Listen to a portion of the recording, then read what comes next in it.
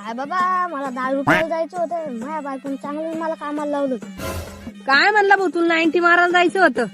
90 मारायचं तिकडे जातो आणि त्या सरपंचाकडे जातो प्रचार करायला. इथं सोन्यासारखा कापूस चालला मी घ्या समजत का सरपंच तुला ढेकळं देतो. ए सगुने तू बायको का सायकोय, पण मला 90 मारायला जाऊ दे, नाही तर या खड्डा गड्यातच आडवी पडील.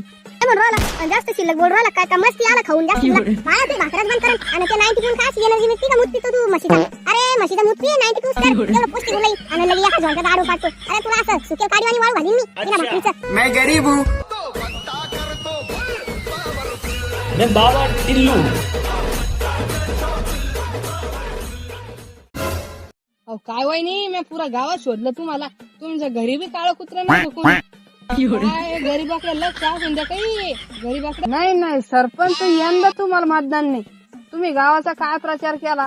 अहो ते संडास बाथरूम गेले, नुसते ते योजना चालू केल्या, त्या संडास बाथरूमचा बद वास येतो. काही नाही, यंदा तुम्हाला मत नाही. वहिनी आम्हाला यंदा कास काय मतदान नाही. आम्ही गावाचा विकास केला नाही का? गटारी साफ केले, कुताड्याचे गु भरले. हो सरपंच, तुम्हाला यंदा मतदान नाही म्हणजे नाही. तुम्ही तिकडं उताने मागा पाताय काय घंटा गावाचा विकास केला. आम्ही का तुमच्या मतदानावर पडलो का? एका मतदानाला मी काय निवडून येत नाही?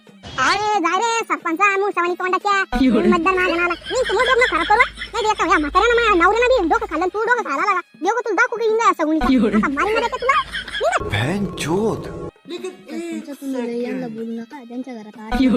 सरपंच तुम्ही एक काम करा, आपण सगळ्यांचा कापूस विकून देऊ. रे बर चालतं.